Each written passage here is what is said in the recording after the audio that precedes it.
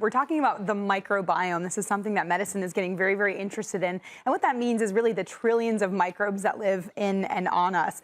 Research has shown that we're actually more microbial by a cell count than we are human. I don't mean to gross anybody out as they're drinking their smoothies. You need to tell Becky germs, that. you're a bunch of germs. We are about 10% human by cell count and 90% human, 90% microbes. And if you actually would weigh that, we're about 2 to 6 pounds of microbes, according to the NIH. Okay, moving on. Why is bacteria good? The NIH says that it can help produce vitamins we can't make, break down food for nutrients, improve our immune system, and even fight disease-causing microbes. So medicine is starting to mine this for potential new treatments. They say everything from drug-resistant bacterial infections, this is already starting, diabetes and obesity they think could be implicated with the microbiome, also things like allergy, autoimmune diseases, ulcerative colitis, Crohn's, IBS, all of those things are starting to get mined for potential new treatments.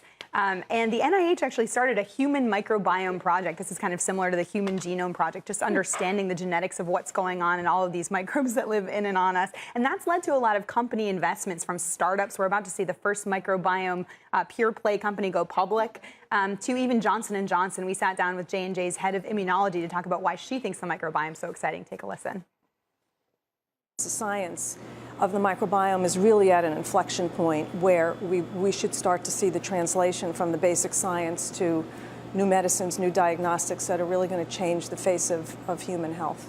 So this is already starting to happen. There are no microbiome-approved drugs on the market yet, but one thing that they're starting to do, and I hate to gross anybody out, is they're doing these things called fecal microbiota transplants. These are already happening. Thousands of them have happened. Didn't you tell us about this at one point? Somebody told us. I may have. We talked about it in shares. Fecal transplants. Yeah, so this is happening. We talked to a doctor and a patient earlier this week who have done this, and they're yielding tremendous cure rates for things like C. difficile, this horrible bacterial infection. Exactly, it's a superbug, and they're getting 90% cure rates with this. And so we really dove in and learned a lot about this process, where you get the donor matter, how this happens. I mean, it's fascinating. It's really going to become everything else. Yeah, you've literally put it up there. You do. Yeah. What was it? A cheers topic? Or you swallow it. Yeah, or swallow it.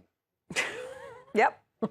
Yeah. Is this significantly different than the things we see over the market already, like Culturelle and the yogurts that have all kinds of cultures that say they can replenish your gut?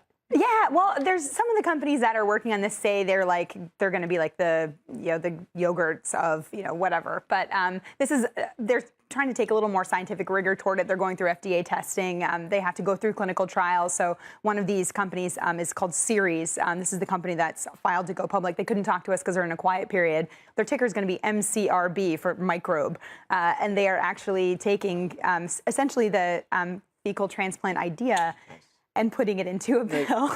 Did you really say that the actual weight of the bacteria is more than the... It's 1 to 3% of your body weight. So if you're a 200-pound person, it would be 2 to 6 pounds. On a cell basis, I think, right? Well, cell basis, you have 10 times as many bacterial cells. Exactly. It's 90-10, but you only have a couple of pounds. You only have a couple. I mean, you're mostly you. You're not mostly... By weight, you're mostly you. By cell count, you're mostly microbe. It makes a big difference. They're very small. They're trillions. I mean, if you were 90% bacteria and 10% human, that would be like a science fiction. That was like Jeff Goldblum. I mean, maybe The Fly. Well, you'd be a little squishier, right? Yeah, you'd be and smellier. Man, would you smell, because bacteria reek. They're disgusting. That's what causes halitosis and everything else. It's true. Maybe there'll be treatment for that using the microbiome.